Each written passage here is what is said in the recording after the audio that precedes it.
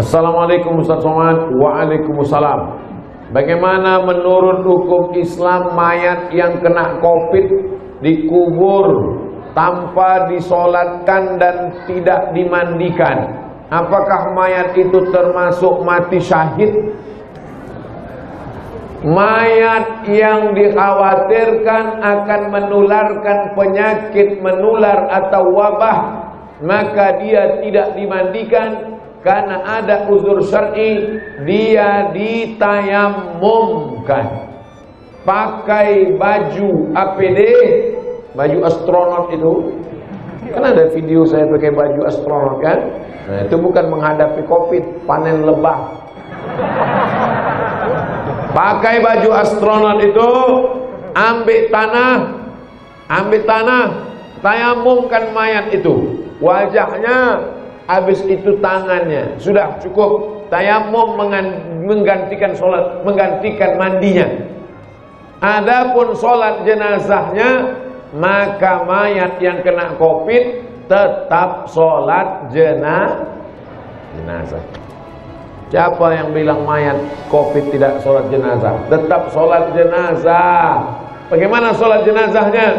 Masukkan dia ke dalam ambulan, sholat dari luar ambulan. Dan kalau dia masuk dalam masjid, setelah dibungkus plastik, masuk ke dalam kotak keranda, bisa masuk masjid surau musola, masukkan. Andai tidak disyaratkan sholat jenazah mesti di masjid, tapi mengatakan sholat jenazah mesti di masjid. Andai di dekat kubur itu, sebelum ditanam, letakkan di situ, sholat jenazah. Kepala, laki-laki di bagian kepala imam di bagian kepala, kalau perempuan di pinggang. Allahu Akbar, Al-Fatihah, Allahu Akbar, selawat, Allahu Akbar, Allahumma fir lahu warhamhu wa'afihi sampai akhir. Allahu Akbar, Allahumma la tahrimna ajrahu wa la taftinna ma lahu wa fir lana wa lahu wa li ikhwanina alladzina sabaquna bil iman wa la taj'al. Selesai. Tapi kalau mati syahid tak disolatkan Pak Ustaz, mati syahid yang mana? Syahid terbagi dua. Orang yang mati perang, syahid jihad fisabilillah, tidak dimandikan. Karena luka-luka badannya itu akan menjadi saksi nanti di akhirat. Adapun orang yang syahid karena bukan perang jihad fisabilillah, maka dia tetap dimandikan. Al-mabtunu syahid, orang yang sakit perut mati syahid. Tapi orang sakit perut mati meninggal tetap dimandikan. Orang yang terbakar mati syahid, kalau masih bisa dimandikan tetap dimandikan. Orang yang melahirkan anak mati syahid, tapi tetap dimandikan jenazahnya. Lalu kemudian orang yang kena COVID itu mati syahid tak Pak Ustaz? Al-mat'unu syahid, orang yang kena wabah, maka dia mati syahid. Pergi dia ke Jakarta, karena tugas untuk rakyat, tugas untuk umat. Pergi dia ke Jakarta, sampai Jakarta masuk zona hitam, kena COVID dia, mati syahid. Suami saya kemarin Pak Ustaz ke Jakarta kena COVID mati syahid. Kenapa dia ke Jakarta? Selingkuh. Nah pula mati syahid, nanti konyol. Niat dia baik untuk mencari nafkah halal, untuk membangun masjid, duitnya untuk wakaf. Terpaksa pergi dia keluar, kena COVID dia, meninggal. Matinya mati syahid. Hadis Nabi, al-mat'unu syahid, tapi dia tetap dimandikan. Tak bisa dimandikan, ditayamumkan. Kalau sudah terlanjur tidak disolatkan, bagaimana Pak Ustaz? Disolatkan di atas jenazahnya. Boleh solat dari atas. Disolatkan di atas kuburnya. Ini kubur, ini batu nisan kepala, datang sholat di situ. Mana dalilnya? Dalilnya Nabi bertanya ke sahabat, mana tukang sapu masjid? Mana tukang sapu masjid nih kata Nabi? Perempuan yang kemarin aku lihat di sini menyapu-nyapu, mana dia? Dia meninggal ya Rasulullah. Kenapa kalian tidak kasih tahu aku? Kami tak kasih tahu karena dia cuma tukang sapu. Oh, Nabi memuliakan walaupun dia tukang sapu, cleaning service. Didatangi Nabi kuburnya, Nabi sholat jenazah dari atas. Itu dalil boleh sholat jenazah dari atas. Allahu Akbar, bagian kepalanya kalau dia laki-laki. bagian pinggangnya. Kalau dia bagi perempuan, sop di belakang berjamaah. Sholat dari atas kubur boleh berdasarkan hadis tentang tukang sapu yang meninggal. Assalamualaikum Pak Ustaz. Waalaikumsalam warahmatullahi wabarakatuh. Mohon doanya supaya aku pandai ngaji dan menjadi ahli Al-Quran. Nanti di akhir majelis kita berdoa semua, anak cucu cicit kita mudah-mudahan jadi penghafal Quran. Jadikanlah PPKNI Pondok Pesantren Quran Nurul Ilmi sebagai pondok yang terdapat di dalamnya dipenuhi orang yang soleh dan soleh. Sebelumnya makasih banyak Pak Ustaz. Ini tak ada bertanya, minta doa aja. Nanti kita doakan. Dia mewakili orang-orang yang minta doa. Assalamualaikum Ustaz. Waalaikumsalam warahmatullahi wabarakatuh. Kenapa setiap salam tuh Ustaz baca? Karena salam adalah doa. Dia mendoakan saya. 3 saya didoakannya. Assalamualaikum, selamat kau Ustaz. Selamat badanmu, selamat otakmu. Banyak orang sekarang badannya selamat, otaknya bengkok. Selamat badanmu, selamat otakmu, selamat hatimu. Banyak orang sekarang otaknya lurus, hatinya galau. Selamat badanmu.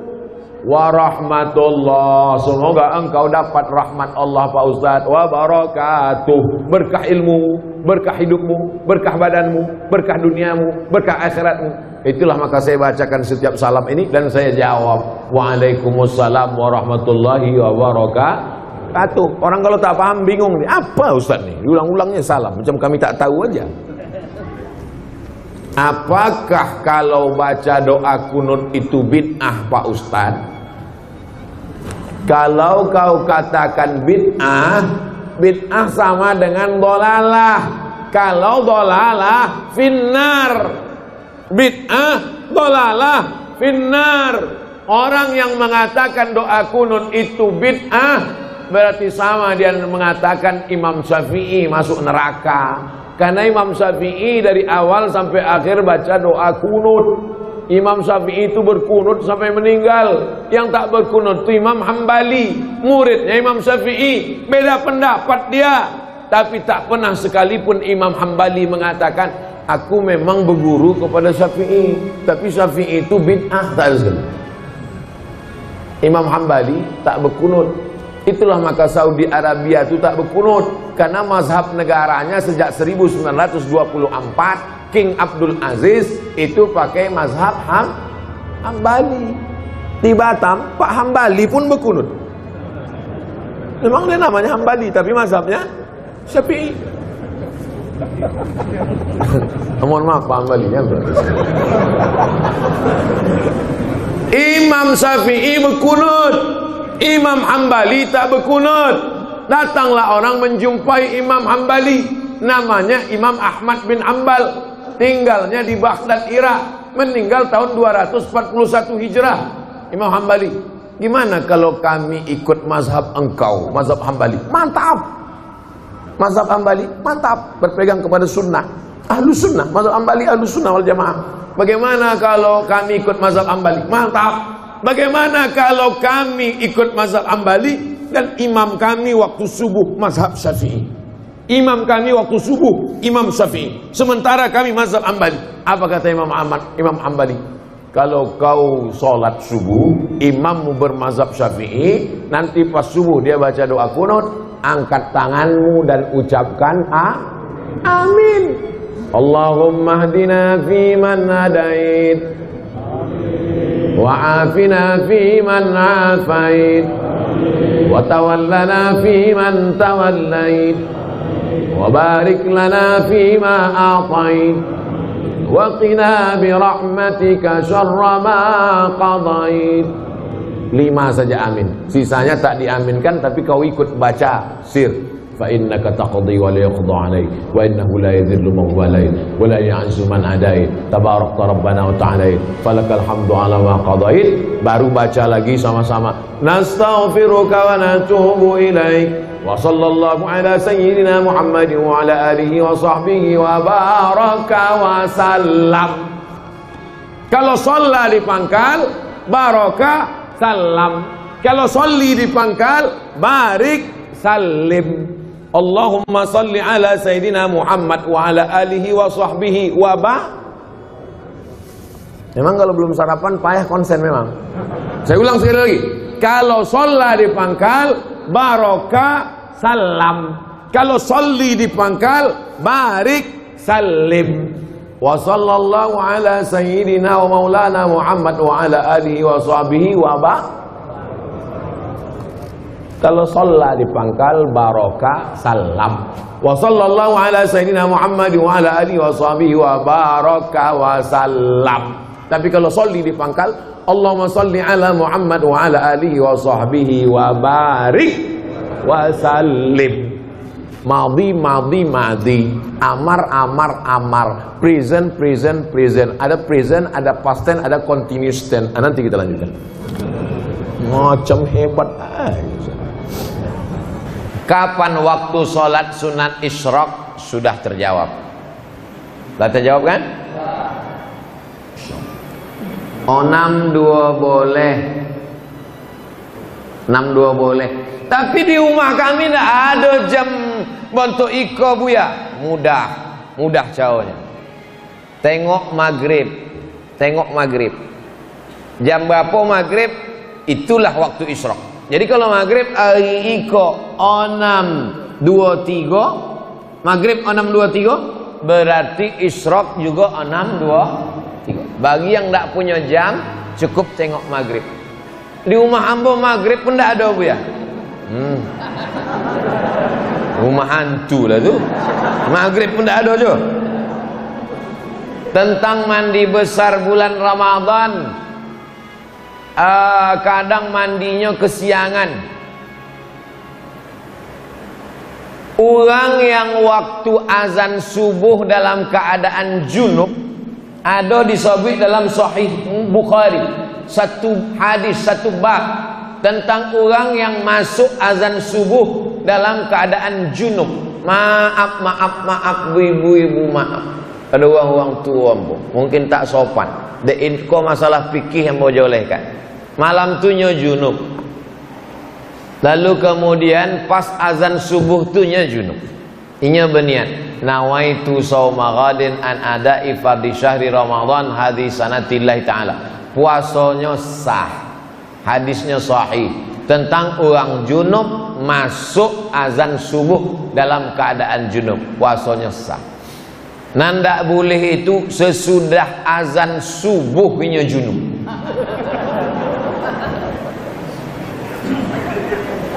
Kecuali mimpi, sebab mimpi bukan kuasanya. Loloknya. Lah itu mimpinya, junubnya sebab mimpi. Itu puasanya tidak rusak. Sebab mimpi, bukan mimpi mana bisa dipesan, tidak bisa di request mimpi. Ambo nak mimpi kering, nak mimpi basah, tidak bisa di request.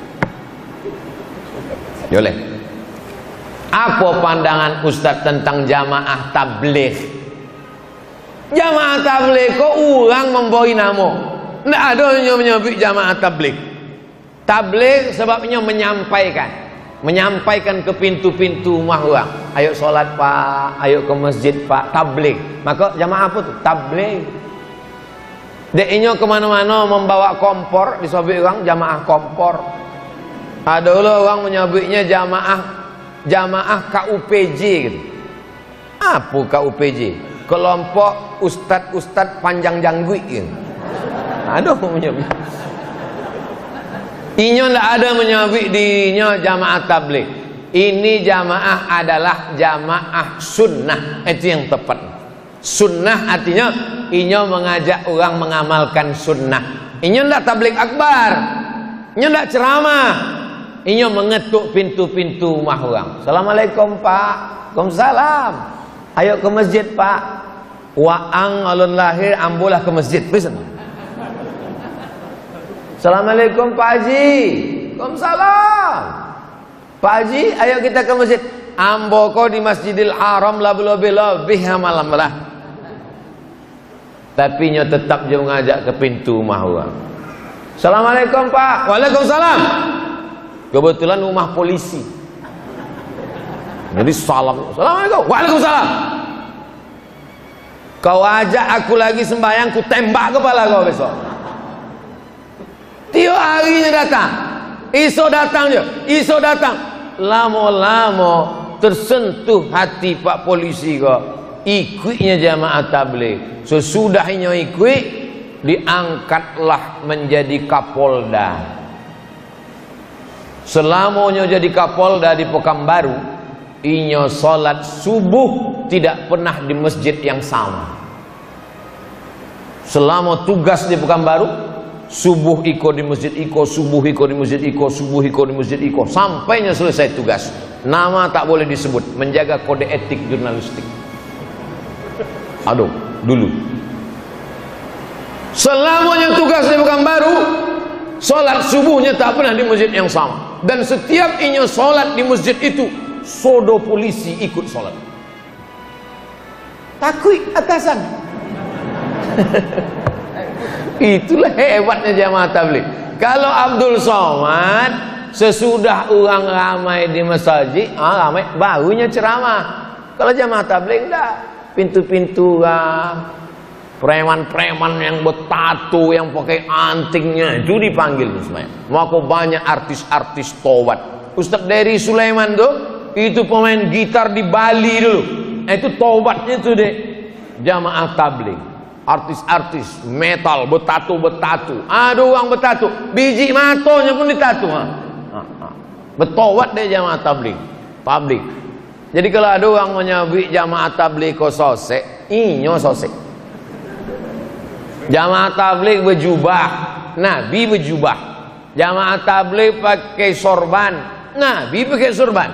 Jamaah tabligh berjanggut, Nabi berjanggut. Jadi kalau ada orang mengejek jubah, sorban sama janggut, berarti mengejek Nabi Muhammad sallallahu alaihi wasallam. Kalau sanggup ikut, tidak sanggup diam. Bagaimana hukumnya perempuan kalau tak pakai hijab berubah jadi laki-laki?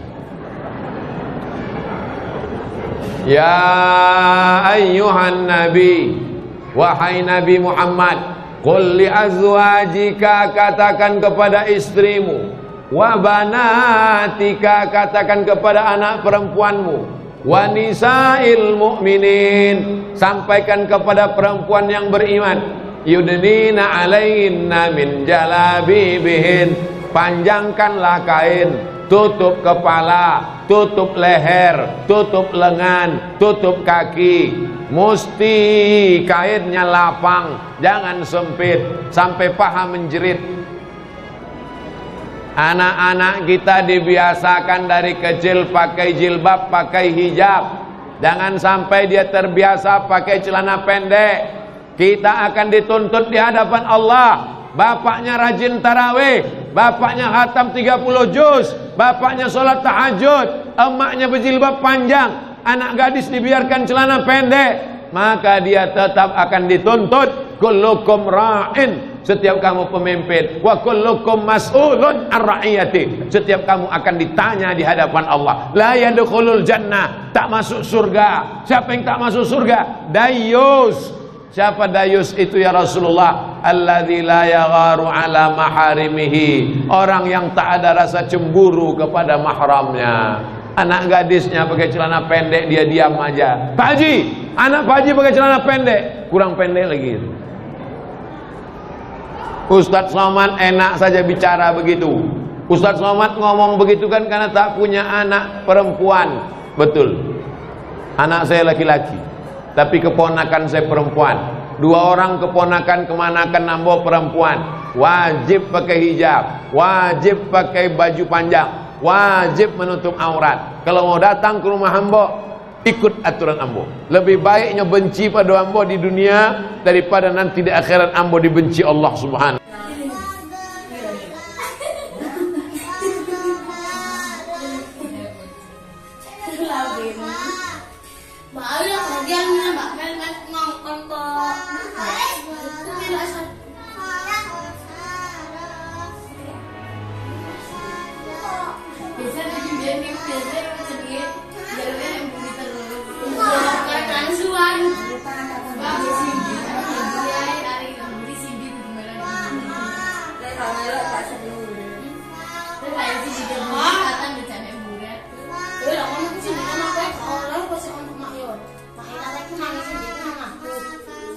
Sini sebelum ngomong tata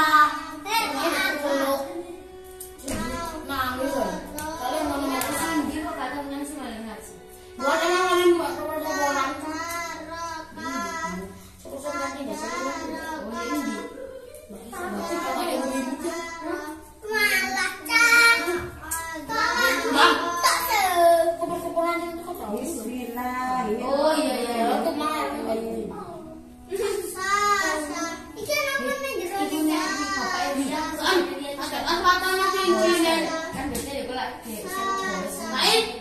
Masalah kata mau kelinci. Masalah kan ada apa deh. Ibu kan ngerti ono kan. Ono putrine. Tapi ono ini lho kabar iki berarti kerten-kerten. Ayo.